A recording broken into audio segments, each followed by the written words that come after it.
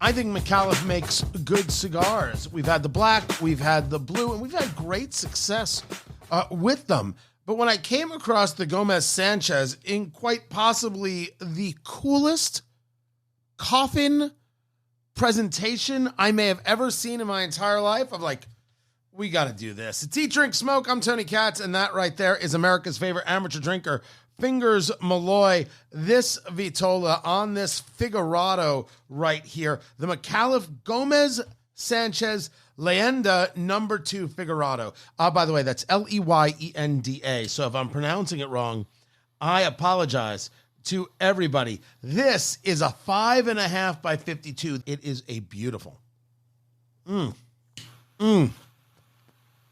That's a beautiful presentation. You could almost argue it's a pale brown, but I think it's kind of a perfect brown wrapper, not too dark. Instead of just being a torpedo, it tapers to the cap end where you cut. The foot is a straight cut, but the cap end where you cut is kind of tapered in like a torpedo is what it looks like, Fingers Malloy. And so therefore, where you cut it, you can really decide whether or not you want to intensify that draw, cut it very, very shallow, and have a small place where everything is concentrating into, or you can cut it a little bit deeper and kind of open it up. Staying true to tradition, Fingers. I went shallow on this smoke. Yeah, I right off the bat, I got to say, for 5.5 inches long and for it being a torpedo, it's actually heavier than I thought it was going to be, and that it's a good thing.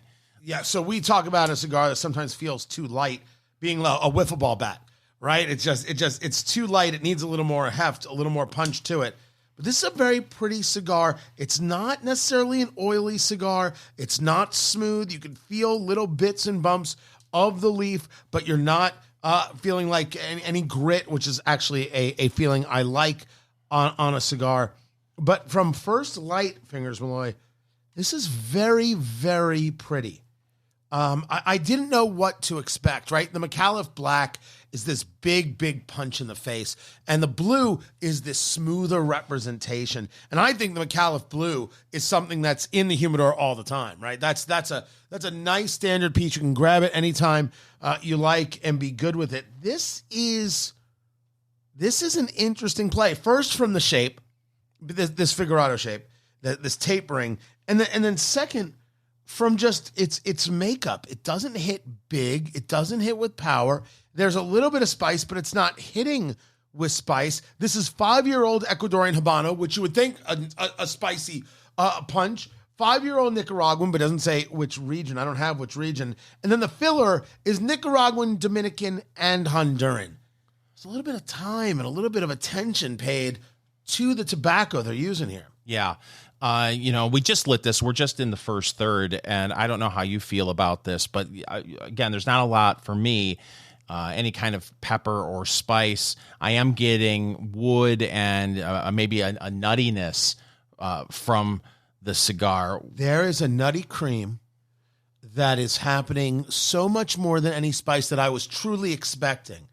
It's an almond cream. Like, that's where I'm at. And the wood is kind of on the back end. I would argue that the wood, that the almond and the cream are on the front of the palate, and the wood is kind of like tracing the length of the tongue. Mm-hmm. That's how I would describe this. Not complaining at all. No. So I'm interested in, we've reviewed a cigar before that had more of a chiseled cap. Oh, that is the chisel from La Flor Dominicana. I like La Flor. That cigar is actually a very good cigar. The chisel, which is how it is designed and how it tapers down, but not like this. This is a taper almost to a point. This kind of flattens out on the top and the bottom and is a little rigid on the sides, like a clarinet reed or a saxophone reed. I was about to say like a mouthpiece for a saxophone. It's freaking awful. The mouthfeel on a chisel is horrific. I cut off the whole damn thing and then just smoke it. Totally screwing up whatever it is they were intending. This episode brought to you by La Flor Dominicana. The mouthfeel on this, you don't have a problem with. No, because what I have here are options.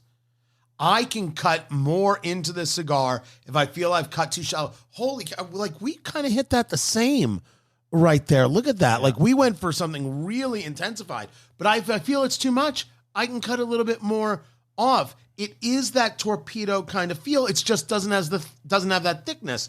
It really came to a point. It's a little awkward, but still attractive. And right now, spice just picked up a bit. Just right there, as we're in the first third of that cigar, for me, it just picked up a bit. So as you know, one of my sayings I use all the time is measure once, cut 3 times. Is that right? Yes. I thought you said live, laugh, love. There's that as well. But this is definitely a cigar that you want to experiment with when it comes to the cut, right? You want to start right, barely cut a little bit off. And normally you don't like to cut a cigar 2 or 3 times, but with this, I think you have to. I am a massive believer in cutting shallow and then working your way down. And I will tell you, there are lounges that do the cut and light, and I get what they're doing, right? It's kind of trying to make this sexy presentation. Oh, we got it covered for you. And some places do it beautifully, and some places really don't train their people. And so like, well, you just cut the cigar for them. And so they'll go like an inch down and cut it. And I have before been like, yeah, you're going to need to take this back. We're going to need to do this. Yeah, especially when they have a butter knife in their hand. It's ridiculous, I tell you. An oyster shucker. But no, I think that with this, you can kind of, you have so many options in how you want to cut it.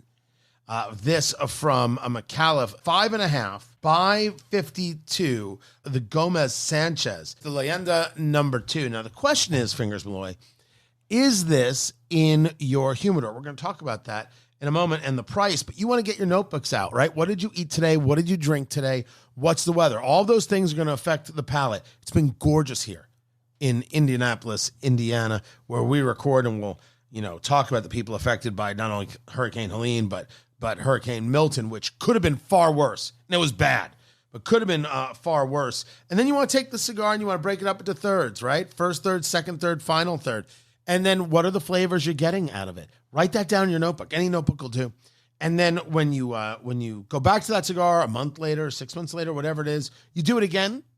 And then you're able to kind of see where your through line is. What is it that your palate really likes? That's what you liked about the cigar. Important. Take the notes. Take the time. Respect your palate enough to learn what it is you like. The Micallef Gomez Sanchez Leyenda No.2 Figurado. The spice is building up a little. Are you not getting that? A little bit. Just a little bit? A little bit. The draw is really outstanding. And yes, we have it cut very shallow, and it's super easy. I am digging so far. Is it in the humidor? That's the question. So maybe it's thankfully that Hurricane Milton wasn't as big as we thought it was going to be. But really what happened is it didn't land where we thought it was going to land. It's Eat, Drink, Smoke. I'm Tony Katz. That is Fingers Malloy. Find everything at eatdrinksmokeshow.com, including our books, Let's Go Bourbon and Let's Go Barbecue. Those are available at amazon.com. Get them now. Christmas gifts, Hanukkah gifts, Kwanzaa gifts, whatever it is you like to get a gift for. Let's Go Bourbon, Let's Go Barbecue. They're available right now. This storm hit south of Tampa. So Tampa got the weak side of the storm, which means the damage was less. Although there was damage. Certainly St. Pete took damage. Tropicana Field, where the Tampa Bay Rays play, the whole roof got ripped off. I didn't even know that they had domes with that Teflon roof anymore. Yeah. I mean, back, as a Lions fan, the old Silverdome had that. Minneapolis, the Metrodome had that, and it collapsed. Didn't the RCA Dome in Indianapolis have that as well? Yes. And before my time. Yeah, and it kind of went out. But it was really amazing that no one got hurt at Tropicana Field because they had hundreds of cots set up for first responders. That was going to be... Yeah, but I had thought that wasn't a place for first responders. They'd actually had them a couple miles away, and there was actually nobody there. Maybe it was thought of as a place, and they decided not to, maybe because of what could happen to the roof, but because the storm hit south, hit Siesta Key, Fort Myers, that whole area. And you know this, Fingers. You had family that got impacted because of that. I mean, this is like the third or fourth massive storm surge and everything else. That's just rough. Yeah, it is. It's sad. I couldn't help but tune into local Fort Myers media to watch their coverage of the storm and to see areas of like Punta Gorda and things like that, where I would like to go during spring break and hang out, seeing just flooded out. They've been hit so hard down there the last few years. Are you a Florida retirement guy? I would love to be a Florida retirement guy. Are you serious? Oh, yes. You'd go? A snowbird thing where half the year I'm up in a beautiful Indiana. You know, they call it the Crossroads of America, Tony. Is that what they call it? Yes. And then the other I half. heard they also refer to Indianapolis as the Pearl of the Orient. That's so true. That's what I heard. And then spend half the year in Florida. I would do that in a heartbeat if I were independently wealthy. So I have done Florida twice in my life. And I'm thrilled that we're on the air in Florida. My mother lives in Florida. My mother-in-law lives in Florida. I visit Florida. The idea of living in Florida full-time again just doesn't, no. I don't think I can do it a full year. I just don't think I can be around that much humidity again in my life. Now, Arizona, give me 117-degree heat. Fine. No humidity, I can smile all day. It's nothing. It's totally hot, but it's nothing. Absolutely nothing. But you could do the humidity? Oh, absolutely. Well, like I said, half the year. I mean, my goodness, go down right after Christmas and spend, all of January, February, March, and April down there. I'd love it. What kind of place would you get? What is a Fingers Malloy kind of lifestyle thing? Well, I mean, I would like a mansion on the water, but realistically, no, I would be some sort of, I guess, the Villages with my golf cart and pina colada in my hand. You would do so well in the Villages. So my mother lives in the Villages, and my parents moved to the Villages 8 months before my father passed away, and he wasn't expected to pass away, but it's a story, and that's the way it went. She's happy there, friends there, life there. The whole idea of retirement community, when you think about it from how it has been displayed to you in television culture, etc., you think of nursing home and you think of sad and you think of lonely and you think of dirty. What the people are doing in the Villages, there are people who set themselves up to be able to retire at 55. They go down there and they're there for 30 years. Oh, they love it. And they're going down to the square and they're always playing music on the square, and it's live music. And as my father used to say, if you wait around long enough, you will hear Mustang Sally. And sure enough, I swear to God, we had dinner. This was the December before he passed, and they were talking about this at dinner, and we came outside and we turned the corner and the band started Mustang Sally, and he's like, huh? It's so true, and it's so odd and it's so strange, but you get why people do it. You get why people want this. And my mother lives in like an independent assisted living kind of a place. Adores it. The people and everything else. And when this hurricane came, right? This hurricane Milton is coming.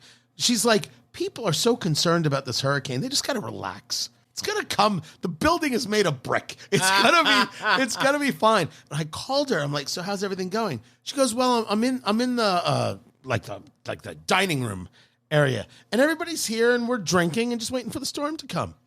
And then we're going to watch a movie, but they can't decide if they want to watch Twister or Gone with the Wind. Oh, jeez. Like, these people are joyously morbid.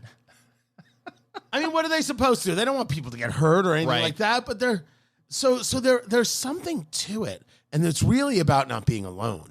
Is what it's all about. People being in the same kind of boat. Could you live that lifestyle? Yeah, absolutely. It is really. Yeah. So I have family down there, and in a retirement community for living the snowbird lifestyle. And what was it, Ian? A couple of years ago.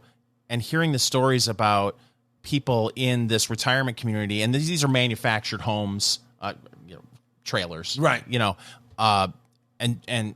And sticking through that storm in 30-year-old manufactured homes, scary stories. I mean, everybody in the park got through it okay, but I can't imagine going through a hurricane like that. I would want to be in the main little community center that they Right. have in the neighborhood. So, but no, I would love to do the snowbird thing. Would you move to Arizona? And for some reason, people can watch this on video. I'm pointing back to my left. Would you actually live in Arizona? By the way, west is that way. Just so you know. Arizona full time? Oh, For retirement? so here is the fundamental. This is about a kid poll.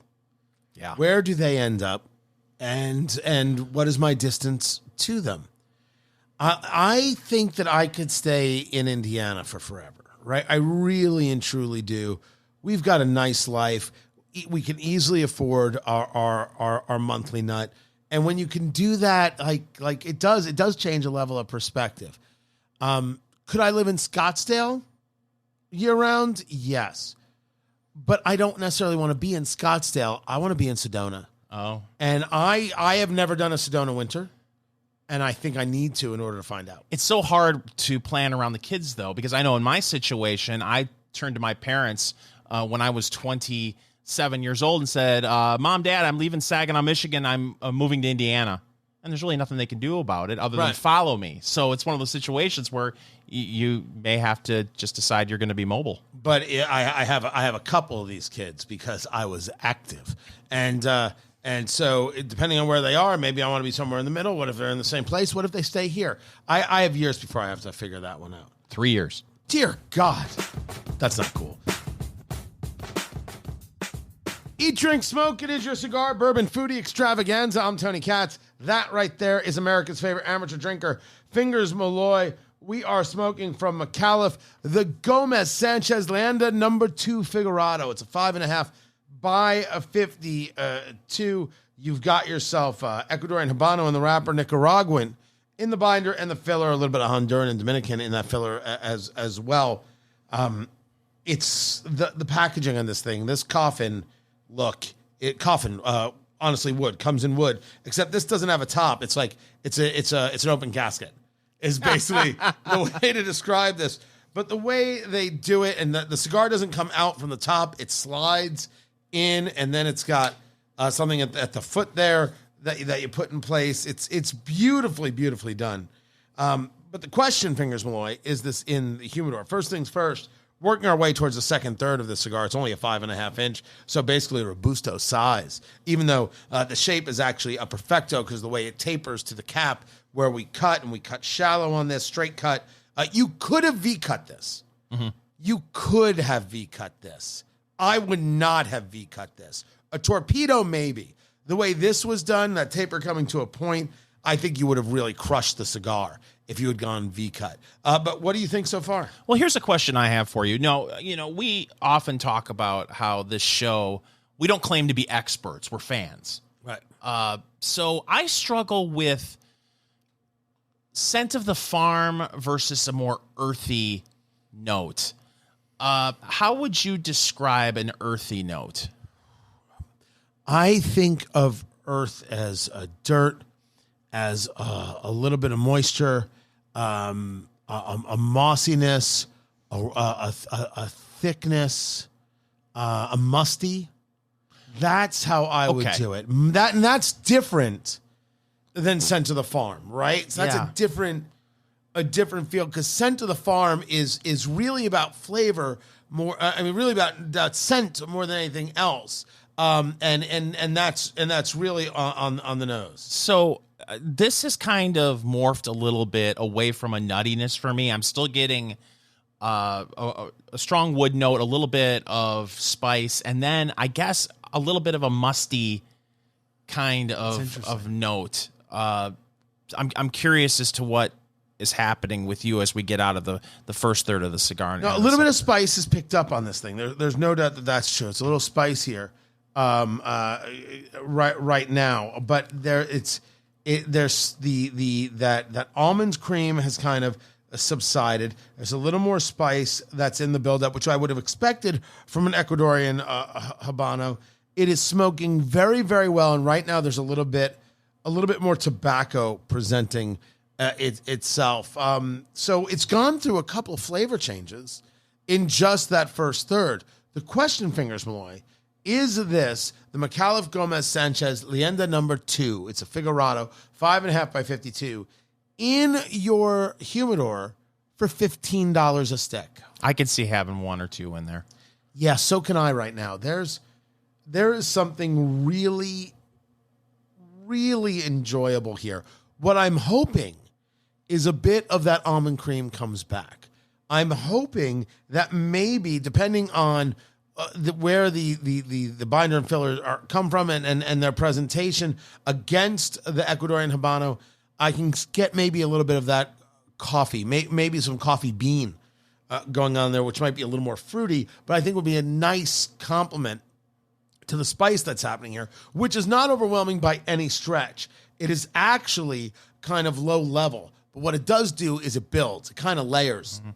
And that's what I've noticed through this first at least what we do agree on is, for now, the nuttiness has kind of subsided a little bit. We agree on the subsiding of the nutty, and we agree that blondes do indeed have more fun. It is so true. It's time, Fingers Malloy, for news of the week. I love this first story, Tony. Home Depot will begin requiring corporate employees to work a full day at one of its stores every quarter, a move the company said is aimed at supporting its retail staff. Yeah, I can see it. I can understand it. Sometimes you got to jump in the hole. Sometimes you got to show that you can do it too. In the restaurant world, right, giving a server a break, that's standard. You know what they never do, managers? They never give the kitchen staff a break. And when you as a manager can jump in on the grill, that hot grill, and be like, go take 10 minutes, go get a drink, and you can handle the steaks coming in or the burgers coming in, something like that for one of your guys, just give them a chance to stretch and relax. That the amount that goes with the whole kitchen staff, first it's saying, wow, he cares about us. And then it's, okay, this guy can do it too, or this girl could do it too. The respect builds, and the natural desire is to be like, all right, they're with me on this. I'll be there for them because they're there for me. People always forget to give the kitchen staff a break. Yeah, that's true. As someone who's worked retail and also seen, and did it very well, Fingers. You were fantastic. Thank you. Everybody says, what can I do to put you in a patio furniture set today? They still talk about you at that Spencer Gifts location. That's true. In Saginaw. Oh, could sell all the T-shirts. But having joked around far too much about this, there always seems to be a disconnect between the retail staff and upper management in the store. Forget corporate. Right. So the idea that corporate would come down and one day a quarter, not once a year, once a quarter, it not only, I think, is a morale building exercise for the people that are in the store working retail, but also gives people in corporate a better understanding of what people are dealing with on a daily basis in the store. I think it's a wonderful idea. Smart. And if the objective here is a bit of employee retention, that's a time will tell. We'll see if it works for them. What else you got? Well, Tony, Social Security. The Social Security Administration. 2.5%? Yeah, announced a 2.5% cost of living adjustment for 2025. That's the lowest increase since 2021. Now, see, that's weird. It's the lowest increase from 3 years ago. It's not the lowest increase since 1806. We're reaching there. And some people have been collecting Social Security since 1806. I don't know, right? So the idea is this a COLA? Is this a cost of living adjustment? Yes. Social Security retirement benefits will increase about $50 per month on average. Is this based on anything other than maybe the current administration didn't want to admit that prices are really that much higher when it's 2.5%? Because everything's going great. We're not a political show. We're political guys, but we're not a political show. This is about escaping that. But these are the things going on, because right now in a cigar lounge, someone saying my mom's only getting a 2.5% increase in the Social Security, and these prices are killing her. Right? That's what's happening. Tony, as someone who has been a political observer since a teenager, I, for one, will not stand here and listen to you say that someone would play politics with Social Security. You done? You finished? You all complete now? Yeah. Okay. Thank you. Yeah. So I do wonder about that because regardless of my issues with Social Security, with the funding of Social Security, with how to keep it solvent, you have a responsibility to live up to your promises, but you have a system that simply cannot work like this in perpetuity. I don't know how they came to the number. Beats me. I don't know how anybody thought that. Yeah, oh, no, that makes sense. An extra $50. Woo, it's gonna take care of everything. It's gonna take care of everything. They're gonna be able to afford a grande and a scone. Yeah. You know what they should do about Social Security funding? They should put the money in a lockbox. He saw that once on the New York Times website. And he never gave you a little Al Gore there. Oh, good Lord. Lockbox. That's. Okay. Bravo. Thanks. Bravo. Find everything at eatdrinksmokeshow.com. If you didn't know by now, Fingers Malloy's password is password. It's Bosco. Like the chocolate syrup? Bosco, Jerry. Bosco. It's Eat, Drink, Smoke. I'm Tony Katz. That right there is, I forgot the name of the character who does that. George. No, I didn't think that was George. It's just Seinfeld, yeah. I thought it was the guy who's like, oh, it was Banya. I thought you were doing Banya. It's gold, Jerry. Gold. This isn't a meal. It's soup. Soup's not a meal. That guy kills me. That's Fingers Malloy. Find everything at eatdrinksmokeshow.com. Fingers came across. He's very worried about your cybersecurity welfare. Is Fingers Malloy. Fingers, tell everybody how concerned you are about their cybersecurity welfare. I'm very concerned about your cybersecurity, not only your welfare, but also your ATM security as well. So Fingers came across a story about the 10 most common 4-digit PIN numbers. And he wanted to share it with you just to make you sweat. Because you know that in these this list of 10 4-digit PIN numbers, one of you has got this, and you will be immediately changing your code. Despite several warnings, Tony, 1234 remains the most common PIN number, making up almost 11% of PINs analyzed. I go the other way. Oh. I go 4-3-2-1. Don't tell anybody. The old switcheroo. The old switcheroo. What do you got here? The second most common PIN was another easy to guess combination. 1111. We're getting lazy. Seriously. It's a belief that nothing will happen. That's what this is. This is the belief that somehow everything you do will be fine. You'll be like Domino in the Deadpool movies. Nothing will happen to you. You're just chock full of luck. 1111. How about 1212? That is. Yeah, it's on the list. Oh, that is on the list. Yeah, that's number 4. Yeah, 0000 is number 3. Now, okay, so we've got 1, 2, 3, 4. We've got 1111. We've got 0000 and 1212. Now, what are the other 6? Because people, those first 4, like if you have one of those, we're embarrassed for you. we are a little bit ashamed of you at this stage of the game. But these next 6, like I would not have guessed any of these. Well, I would have guessed the last one. Would have guessed the last one. 7777 is the next one. Again, Lucky 7. Yeah, I guess. Here's one that doesn't make any sense to me at all. 1004. Yeah, I don't know. I don't know why that's popular. Why would that be popular? Why wouldn't it be 1001? Or that's like, that's too easy. I'll make it a 4. That'll thwart the would-be felon. Thiever. Thiever felon. Felon thiever. 2000 is the next one on the list. Now, again, I never would have thought of it. No. Listen, I probably shouldn't be saying this on the air. I have stolen literally hundreds of people's ATM cards.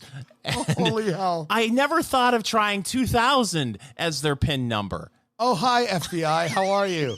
No, everything's fine. He was just doing a radio bit. It was a bit, It ladies was just and a little gentlemen. bit of podcast humor. That's all. Okay. All right. Be sure to be listening to me while I sleep. Take care, FBI. And by the way, for the bit, he was so dedicated to it for you radio listeners out there. He actually held his phone up to the ear while he did it. I sure did. I am fully committed. What else is on the list? That was a joke, by the way. I've never stolen anyone's ATM card. 4444. You had to tell everyone it was a joke? In 2024, yes. you have to throw it out there. That wasn't real. And now it's going to be totally selectively edited. Somebody's going to pluck that out and they're going to send it in saying, FBI, I've got a guy you need to put on your list. He admitted to the crime. Yes. He confessed. 4444. I don't know. Again, but it's with the 1004. What is it about the pin pad that makes you gravitate to the 4? Could that be a fat finger mistake? Like you're setting up your PIN number and you go to do 1111 and you accidentally hit the 4 instead of the 1 and then you're fully committed. You're like, well, I guess I gotta go 4444 instead of 1111. Maybe that's a fat finger mistake. 2222. Which around the 1, it's another fat finger just in the other direction. And the last one, I'm completely shocked in a way that I'm not shocked. 6969.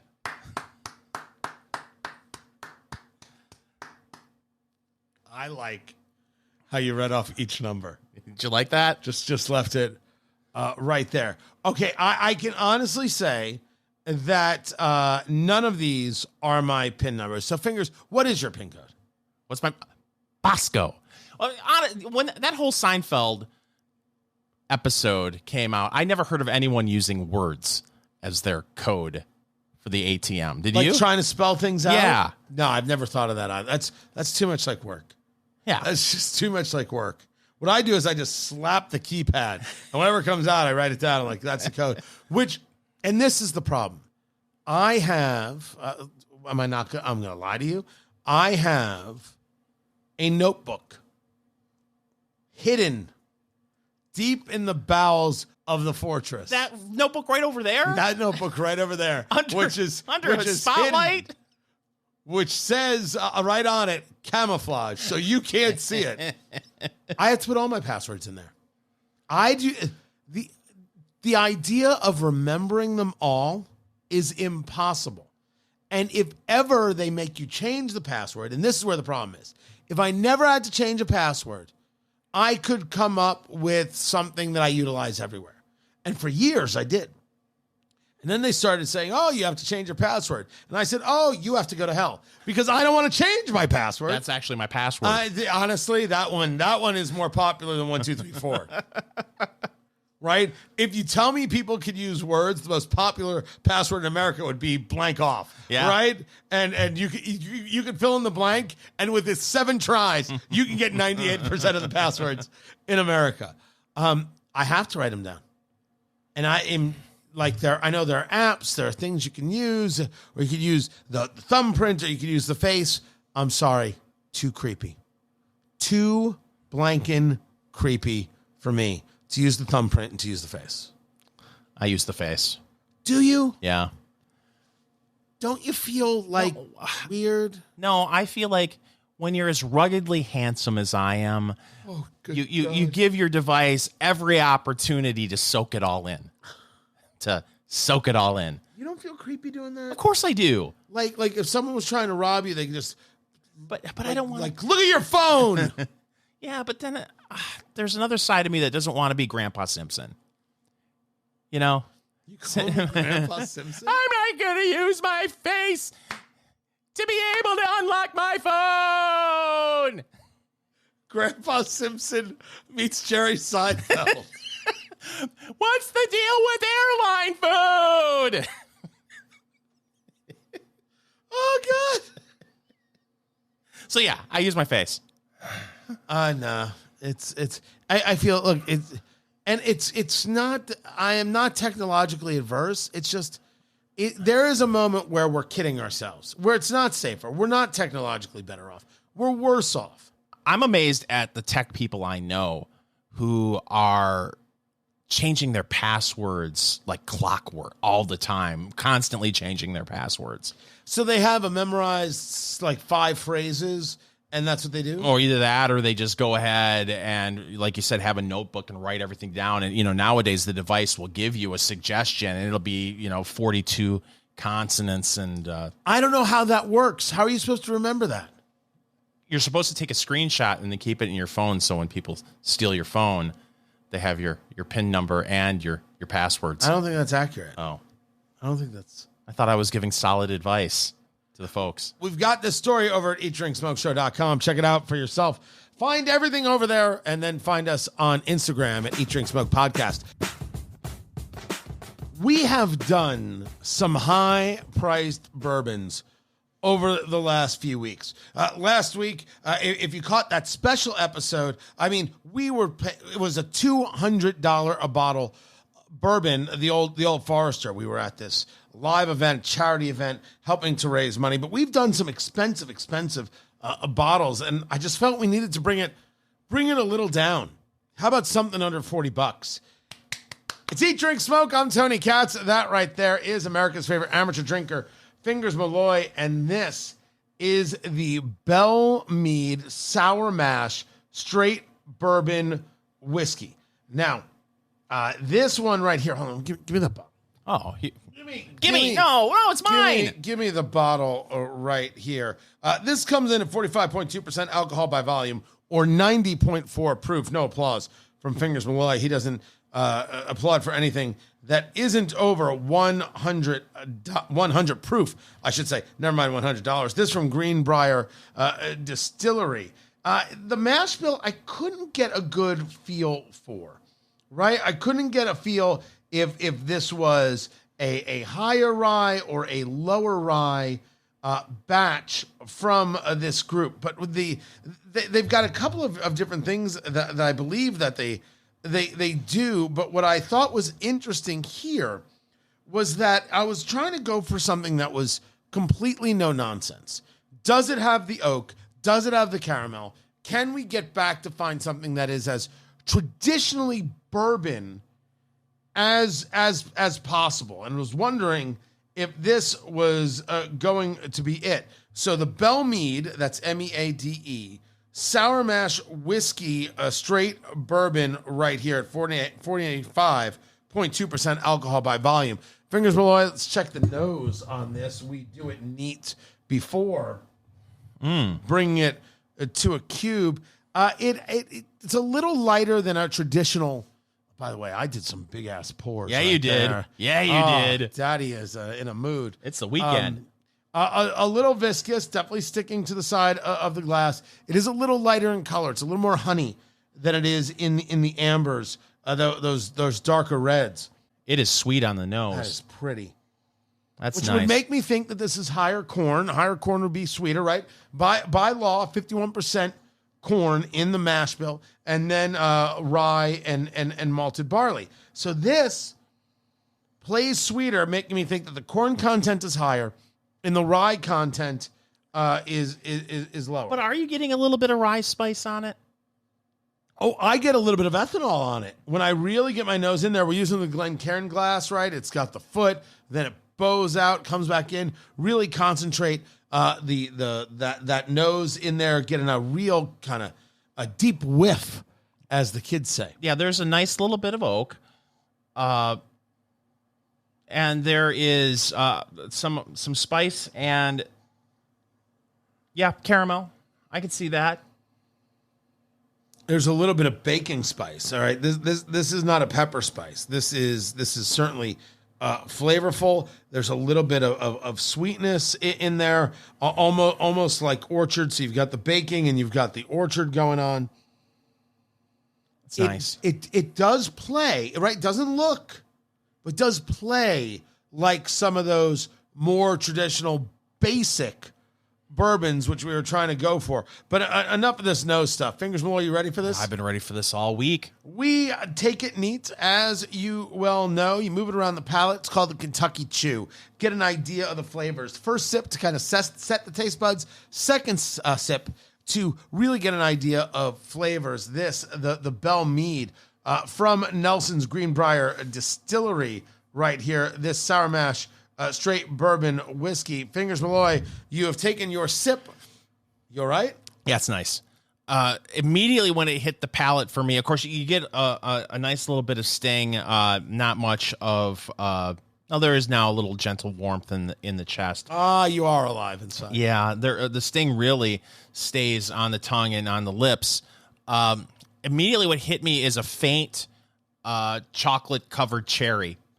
And then it morphed into more of a vanilla and then oak finish. So there's a lot going on there, a lot that I like. All right, I'm going in of the Belle Meade. Now, some people might be asking, this is actually an MGP product. Sorry, I'm stuttering all over myself today, which comes out of Lawrenceburg, Indiana.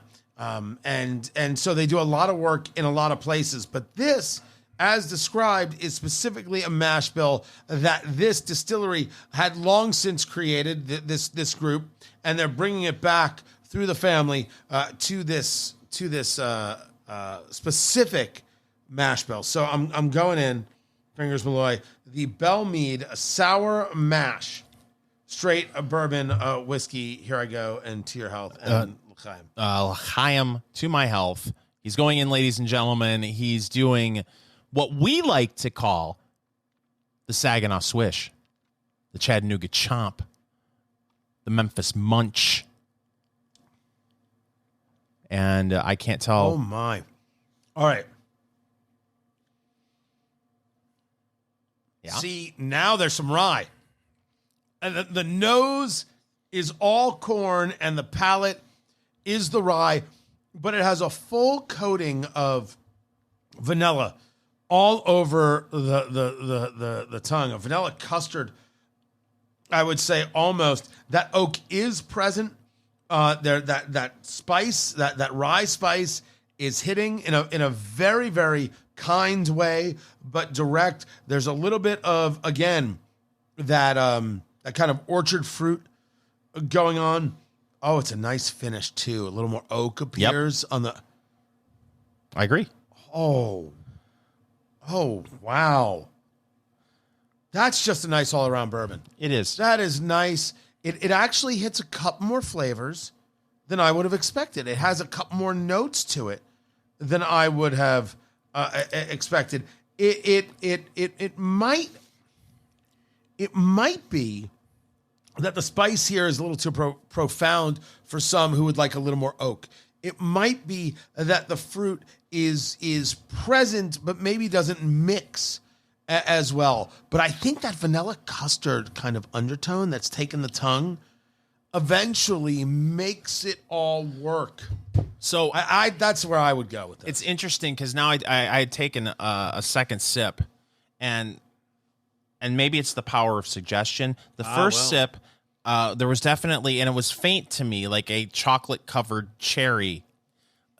Now, after the second sip, I'm getting a little bit more of an apple before it morphs into that, when you're getting towards the finish, that vanilla and oak. All right, I can see that, but you also did a lot of drugs in the 90s, right? No. Then I have no idea what you're looking at. I was straight edge. Is that what you were? Sure. Is that what we're going with, Fingers? I was the straight edge going to Grateful Dead shows. Fingers Malloy, is this in your liquor cabinet? I got it for $35 Yes. a bottle. Absolutely. It really is. And it was on sale. It's normally $40. Sometimes you find it at $45.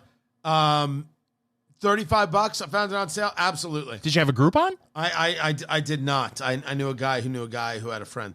The Belle Meade right here, sour mash bourbon whiskey. It's a nice piece right there.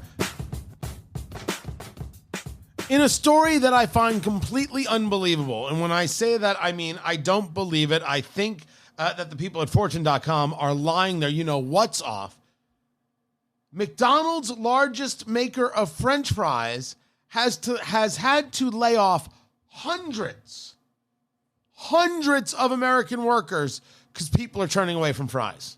I stopped going to McDonald's. I'm the reason why. It's Eat, Drink, Smoke. I'm Tony Katz. That right there, like he stopped going to McDonald's. That right there is America's favorite amateur drinker, Fingers Malloy. Why are you lying?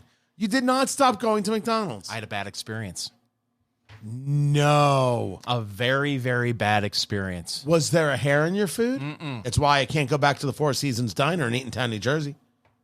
You had a hair in your eggs? It was in the coleslaw. I don't like to talk about it. I was 15. Wait a minute. I'm still traumatized by it. You are holding this in. It happened to you when you were 15 years old. Still traumatized by it. And I'm pretty sure the name of the place was the Four Seasons in Eatontown, New Jersey. I can picture it. I could see it. And yeah. Can you eat coleslaw though? Oh gosh, like a champ. What was the bad experience? Show me on the Happy Meal where they hurt you. I ordered a simple order. Oh God Almighty! Wasn't anything crazy. I asked for a McDouble. Is that right? Yes. The old McDouble with an extra patty, which would make it a McTriple. Right. And a small fry. They refer to that as a McThree. Is that or a Trace Mick? Is that what? That's better. Where they That's better. And a small fry. Only a small one. Because I was worried that they were going to go straight to my thighs. Right. So, and I asked for the old curbside pickup. Oh, is that right? The old curbside pickup. So you just show up and then like you tell the app, I'm here. Yes. And then they bring it to you. And then I waited. And then I waited. And I waited. Sounds like you were waiting a while. 25 minutes before I decided maybe it shouldn't be a curbside order. I should walk into the establishment. And they all know me. They all know me there. Is that right? I go to the place like 5 days a week, and I use my email address. So when I say I have an order for pickup, shopkeep, they say, what's your code? And I say 1111. And they say, fingers? Yes. And then I pull around, and they, whenever I get a new person, they go, fingers? Yes. Right. And I get a little giggle, go around. So they all know there aren't too many people that are showing up at this rural McDonald's by the name of Fingers. True. Only 6. So I walk in and I wait and I wait. Everyone is behind the counter doing behind the counter things. And I've got a woman looking at me and said, I DoorDash. I never come here because of how long it takes. I said, I've been here over a half an hour for a McDouble. And she said to me, yeah, it's like this all the time. And I said, I could have ordered a steak. I was there for 40 minutes. I don't even understand what's happening here. 40 minutes. What happened? They just got around to it and then handed me my food. No apology. Just, here you go. And I said, thanks, shopkeep. I will never be back. And I, as you know, Tony, am very spiteful. Right. I hold on to things deep down inside in a totally tight knot that keeps getting tighter and tighter every day until one day it will explode. So, no, I'm not going back to McDonald's anytime soon. Turns out Fingers Malloy is an old Irish name for Grudgy McGrudgerson. That's what it is right there. 40 minutes for a McDonald's burger. How was it? It was okay. Okay. That took you a while to come to. I reached down into the Whitwell, and the Whitwell was dry. 40 minutes. Nothing. 40 minutes. So what are they going to do without your business now? Apparently, the owner of the place is going to have to figure out another way to send his kid through college. I can tell you that. Because he's not getting that sweet Malloy money. I'm telling you, I wish I would have taken the money I've spent at that establishment and stuck it in a 401k. I would be rich, I tells you. Or opened your own McDonald's. You'd be rich. There's that. So I'm responsible, apparently, for several French fry employees losing their jobs. I forgot what we were talking about. That's right. The largest maker of French fries for McDonald's is laying people up because of a slowdown. And what I'm saying is, I don't believe this at all. What do you mean Americans are not eating French fries anymore? Well, people... McDonald's fries or all fries? I think people are much more health conscious, Tony. Shut your mouth. I think people are concerned about empty calories. You hang out for 20 minutes at a 7-Eleven and then tell me if that's true. I would love to hang out 20 minutes at a 7-Eleven. Well, pick the place. Pick your Get Go, your Circle K, your Come and Go, whatever you want to call it. I miss a Slurpee. Those were the days. But no, I just had a moment. But I find it hard to believe, too, that people are, because that's one of the things that's still, I mean, everything's gone up in price. But yes. you get a large fry, that fills you up. Can I share with you, there was a USA Today, I think, had the story. And I haven't broken down the study. I just don't believe it. So California says, fast food worker, you have to pay him $20 an hour. And we talked about places that immediately went out of business. They closed 5 locations, this, that, and the other. And the study says that the raising of the minimum wage has had no effect on business in these establishments. They admit that the price increase got passed on to the customer. And they say 15 cents, I think, is what they said. But that's not 15 cents total, right? That's 15 cents an item, isn't it? I would think. And then the story, at least, did not get into what I consider to be the most important part, too, which is the conversation of the French economist Bastiat, which is the idea of what is unseen. So here I am. I go to name your fast food place, and the burger costs an extra 50 cents. And say, okay, that's what I do. I pay that extra 50 cents there. Now the question is, where am I not utilizing that 50 cents? What is unseen? What did I now have to sacrifice in my life, in my daily economics, in my budgeting? What other place didn't get my money because they got the 50 cents? So the idea that it has no effect on people getting quick serve because it's still a cheaper option than the other things that have gone up in price, even though we've seen some casual places like the Applebee's of the world, Texas Roadhouse, et cetera, explode because on a cost-for-cost basis, I might as well sit and get a steak and someone will bring me rolls and refill my drink and things like that because it's cost so much for fast food, for quick service. But they're not taking into account what that price increase means to other things. Well, unseen, like you said, maybe you go in there, you get the burger, you don't order the fries. So they sell less fries. You think that's what's happening? Maybe. So they sell less fries, and then some people who are selling who work for the people that are selling the fries at McDonald's lose their jobs. That instead of getting the full meal, they're just getting the burger and not getting the other stuff? May very well be. There has to be somehow they're not selling as many fries. That is a unique consideration, young man. That's why you still have not been nominated for a Marconi. Eat, drink, smoke. It is your cigar, bourbon, foodie extravaganza. I'm Tony Katz. That is Fingers Malloy. Find everything at eatdrinksmokeshow.com and our books, Let's Go Bourbon and Let's Go Barbecue, the Christmas gifts of 2024 and beyond, available at Amazon.com.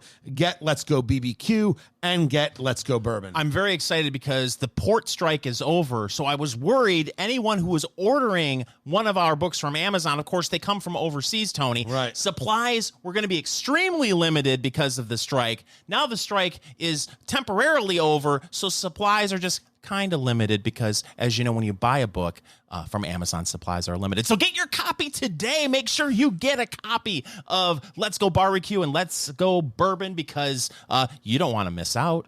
You don't want to miss out. He's been telling that joke for a year now. We are drinking the Belle Meade, a sour mash straight bourbon whiskey from Nelson's Green Brier Distillery, 90.4 proof, and we're going to move this to a big rock for me and a little bit of water for Fingers Malloy. This I got this on sale at $35 a bottle, usually $40 a bottle. We've been doing some higher end stuff, it seems, or maybe just because everything costs more. In the 60s, the 70s, we did, if you caught the special podcast that we put out there, we were helping with a fundraiser in a place called Gas City, Indiana, to help something called Twin Cities We Care, help kids in the neighborhood, a big barbecue showdown where Fingers and I were the judges, and we were drinking some Old Forester that was $200 a bottle. And glorious, glorious stuff. But wanted to try and find something in a range everybody could go with. So the Belle Meade here at $35 a bottle. I've got mine, not on a big rock, but a couple of ice chips. You've got a little water in yours, Fingers Malloy. It really took the spice out on the nose. Yeah, the nose is different. The nose is much flatter now with that water in there. Water brings down proof. It's the only thing you're allowed to put into a barrel to bring down proof if you choose anything else, and then it's not bourbon at that stage of the game. But I'm going in, Fingers Malloy. You go in. I'm going in there, right there, got my rocks glass, my fancy rocks glass, ladies and gentlemen. Got this all the way from Goodwill. So here I go. I'm going in. He's going in. Folks, he's doing what we like to call the Chattanooga Chomp. Yeah, this is in the liquor cabinet. That is real. Going in again. A twofer. Some call it a McDouble. Okay, first of all, spice came out the nose. Yeah, the spice builds up, but you had mentioned chocolate earlier. Mm-hmm. That's kind of what I got, but I really think it's kind of playing a trick on me there. I think that was still that vanilla. It's just a little richer. I think it was the vanilla and the oak there. That was very nice, neat, very, very nice on a cube. One of the rare moments where I don't think some things might be a little bit amplified, but it hasn't changed too much. I'm just getting that kind of chocolate ribbon now, which is super weird. I wasn't expecting. For $35, all day. Fingers Malloy is going in. He added a little bit of water to his. Water opens up the bourbon, right? Some things will get more pronounced, some flavors, some will get diminished. You're right? Yeah, it's good. It's good. It took away that sting on the tongue. I mean, it's still there, but not nearly what it used to be. And I don't want to make it sound like it was harsh, neat. It wasn't. The vanilla is there a little bit more. The oak, that chocolate cherry, it keeps messing with me. The second time I took a sip, it was more of like an apple for me instead. There's like a hint of a chocolate, hint of cherry, then that vanilla and oak finish. For this price point, Tony, it's really good. Yeah, super impressed. I'm a little bit shocked. A little bit shocked that at $35, $40, I could be like, this is a nice, easy piece in that traditional way. Now, it is not as bold as, let's say, an Old Grandad 114. Mm-hmm. It also has some other flavors. Old Grandad, for me, plays more in that oak, right? Yeah. That traditional oak and vanilla caramel kind of thing. Caramel is not something I get from this. But the only wish I would have is that if these flavors blended a little bit nicer. But it had that kind of vanilla custard to tie it all together. It's that kind of chocolate ribbon that ties it all together. It's nice for the price. The Belle Meade, Meade. Oh yeah, this is a staple in the liquor cabinet at $35, and you can open this up for near anybody. Yeah, and feel pretty good. And we are smoking from Micallef the Gomez Sanchez Leyenda No.2. So this was 5.5. Just working ourselves into the final third of this cigar. Right now, I'm smoking a little bit more of this than you are. $15 and let's call it $15 a stick. Yeah, this is in the these are two wins. Yeah, this cigar is talk about that almond cream that was in there. You talk about with the Ecuadorian Habano wrapper, that spice that wasn't really there, then came on at the end of the first third, and now at the end of the second third has mellowed back out. A little bit of that could have to do with the bourbon itself, right? And the bourbon that we have it paired with. I said a little bit of that tobacco came out. I think that there is a touch now. A touch, and again, I need to smoke a little bit more of this, of that coffee. I said a coffee bean, a coffee itself that I'd like to see present, that I think is presenting. At least that's the way I'm interpreting it. It's a nice stick. The draw is beautiful. It feels good. I'm in. I mean, don't get me wrong. I'd rather it was $12. I would rather it was a $12 stick. Well, let's go back to 2019. Right? Yeah, $15.50 a stick. This is in a humidor. This is a nice presentation. And it also comes as the number one, which is a 7.5. And that's how I'm going to order it next. I'm curious, as a 7.5 by 54, so even a bigger ring gauge Figurado, if those flavor profiles still match. Because if they do, I wonder what that extra 2 inches is going to give in terms of where those transitions are. Agree with everything you said. Also, it's been very low maintenance. Really haven't had to touch it up all that much. And Super low maintenance. And that draw has just been superb. Yeah, this is a nice. I know Fingers a little bit, and the Ecuadorian Habano is not really where he lives and breathes. But when the year comes to an end, and we look at our top 3 cigars, don't be surprised. Yeah. If this, the Gomez Sanchez, makes that list. And I'm telling you, the coffin, I just dropped it. The coffin presentation, trust me, if I was able to hold it and show it to a camera, you'd be like, that's beautiful. But I dropped it. So forget it. Fair. It's time, Fingers Malloy, for News of the Week. So there's a fight that's supposed to happen. You're talking about Jake Paul and Mike Tyson? Yes.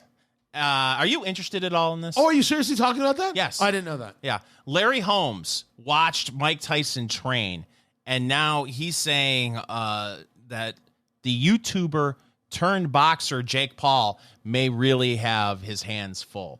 Well, if anybody would know, it's Larry Holmes. Yeah. He said he watched it this morning. He watched some video footage, and he said Mike will be able to last 2-minute rounds. There's special rules for this fight. And Mike comes to fight when he puts his mind to it. He goes to work on you, and that's what I've seen today. And if this guy tries to trade punches with Mike Tyson, he loses. I'm fine with that. I don't care anything about this fight. I don't care anything about Jake Paul. I really don't care anything about Mike Tyson. I just don't. So if they bloody each other, if they hurt each other, So you're not going to tune in at all? Oh God, no. Oh, I'm going to watch it. Are you? Yeah, it's on Netflix. I'm already paying for it. Have fun with that. Have fun. I'll give you a blow by blow. Oh gosh, I don't want that either. No part of me whatsoever wants. You know what? I hope you enjoy. Thanks. We have a large female audience here on Eat, Drink, Smoke. And one of the things they say to Tony and me, Fingers Malloy, in casual conversation is, what draws a man to a woman? How many times have they said that to you, Tony? Twice. It's Eat, Drink, Smoke. I'm Fingers Malloy. He's Tony Katz. Find everything that we do. Eat, Drink, Smoke World is on our website, eatdrinksmokeshow.com. See, now you just confused everybody. They're going to go to Eat, Drink, Smoke World. It's Eat, Drink, Smoke Nation. Oh, you're right. You know what? Sometimes I get a little full of myself. You should come to rehearsal. When is that? Tuesdays. Oh, drat. I'm always busy. So, the fine folks at Your Tango came up with a list of 6 physical traits men are obsessed with most in women, according to research. Is this research? That's research. There's science behind what traits men find the most attractive. And I know, Tony, when I start reading these things, you're going to say, Fingers, this is clearly science-based. The research must have been done at the Fingers Malloy Institute for Institutes of Institutes. I only assume it was. Did you get a grant? From Ask Lesko. Nice. I got a grant for this and $30,000 to open up a coffee shop. No one knows what that is. No one knows what Ask Lesko is. Rule number 1 of radio. Tell jokes that only amuse yourself. All right, what are the 6 traits? Not too tall, but not too short. Nonsense. Next. Nonsense? Listen, you've met my wife. Yes. My wife is fantastic. My wife is terrific. My wife is 5 feet tall. And the kids, just for the record, they got screwed. And they know it. And they love us still, but they did not get any height whatsoever. And I feel for them. My wife is perfect. I love my wife. If it wasn't my wife, I would have had a different wife, probably, who was somewhere between 5'8" and 5'11". I like tall. And the rule, ladies, just so we have this all set. This is all science-based, too, by the way. Oh, please. Wear heels. Oh. Absolutely, positively. I find it personally insulting, like I have a right to, when women who are taller feel like they have to slouch, feel like they're trying to make themselves shorter. No. You put on the heels and you walk like you're in charge. That's the way it should be done. And let me say, if you do, I agree with you with the heels. Yes, absolutely. I'm 6'3", so you know. You have a whole different view of the world. That's true. Number 2 on the list, Tony. Brown eyes. Huh? Baby blues are apparently not as desirable as brown eyes, according to a whopping 60% of men. Brown-eyed women are more likely to receive a message as opposed to women with any other color eyes. Because, you know, everybody meets on the internet nowadays. No. Well, you're right about that, about the internet dating and stuff. And so they look, and if they see blue eyes or green eyes, they're like, eh. But brown eyes, because it's less about the eye, more about the face, or it draws them in. Brown eyes, Tony. I'm just speculating. You know, I forgot my lab coat, so I actually wasn't one of the scientists because I don't own a lab coat. But apparently, brown eyes, they draw you in. Okay. Are you calling bull hockey? I don't know. Well, I don't know. That could be something. Number 3 on the list, brown hair. Honestly, so far this list says guys want women who don't look too intimidating. And personally, I find that to be ridiculous and pathetic. You can't be too striking. You can't have too many unique features. Can't be too tall. Guys, let them drop. What's wrong with you? Are you saying that a woman that is not too tall, not too short, who has brown eyes and brown hair is just an average Jane? Is that what you're saying? I'm not saying that at all. I think that's what you just said. I am saying that you should not be afraid to look outside of those things and somehow think in your head some kind of, I don't know, something in the occipital that says, oh no, that's too much for me, too pretty for me, I'm not good enough for that. That's insane. Well, to me, Tony, this whole conversation... Honestly, I should be a life coach at this stage of the game. This conversation has taken a turn. As you know, Tony, I have 2 sayings. Live, laugh, love, and trust the science. Trust the science, Tony. The science is telling you brown hair. That's where it's at. Okay. What next? Average body. Oh, God, I hate you. I hate you. I hate this. I hate this story. I hate these scientists. Were they all named Beaker going, me? I thought you were going to say, were they all named Becky, is what I thought you were going to say. They whole place is run by Bunsen Honeydew or Benson, whatever his name was. Bunsen Honeydew. What? Average body, what does that even mean? An average body. Average what? Go on. Tell us, Fingers. You're going to make me read this? No, I want you to explain it. Well, see, an average body, Tony, is a body where it looks like they don't live in the gym and eat nothing but broccoli and mustard. Okay, so if we're having a conversation about too fit or too thin, I'll agree with you because I don't find that look attractive. But if we're talking about obese, I also don't find that look attractive. So everything in the middle is average? Theoretically, the optimal angle of lumbar curvature, a 45.5 degree curve from back to buttocks, is ideal. See, you asked. Number 5. Fingers, I will give you all the money I have if you could explain to me the theoretically optimal angle of lumbar curvature. Absolutely, I will right now. Number 5 on the list, Tony.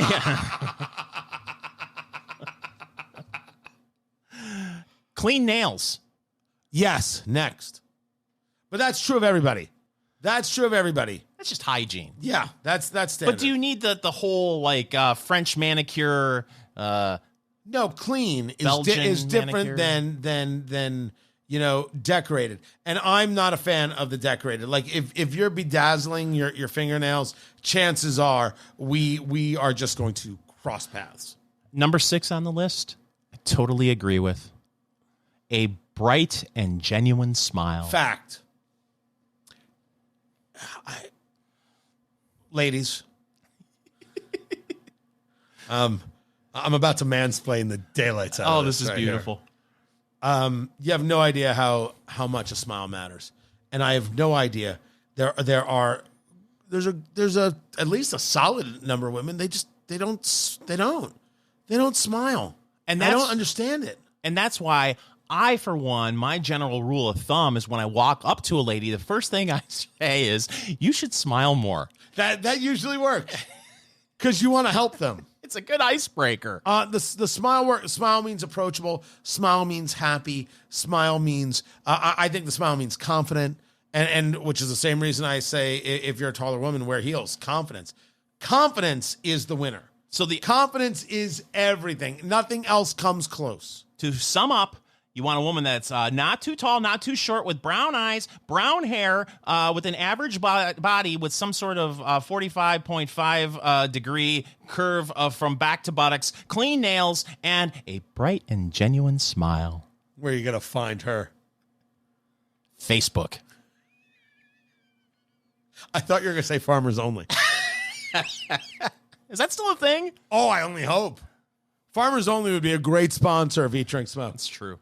We are smoking from Micallef, the Gomez Sanchez Leyenda No.2 Figurado. Nice stick, $15 a stick. This is a nice cigar. This has been really enjoyable. That spice is all but subsided in favor of tobacco and that almond and a little bit of wood going on right there. And the Belle Meade Sour Mash, straight bourbon whiskey. $35 a bottle. We got this for $35. Allow me. I'm going right in. He's going in, ladies and gentlemen. He's wrapping up the show with the Memphis Munch. That is good. That is a good bourbon right there. Find everything we do at eatdrinksmokeshow.com. This is Eat, Drink, Smoke. Follow Eat, Drink, Smoke on social media, on Twitter at Go Eat, Drink, Smoke, on Facebook, facebook.com/Eat, Drink, Smoke, and Instagram at Eat, Drink, Smoke Podcast.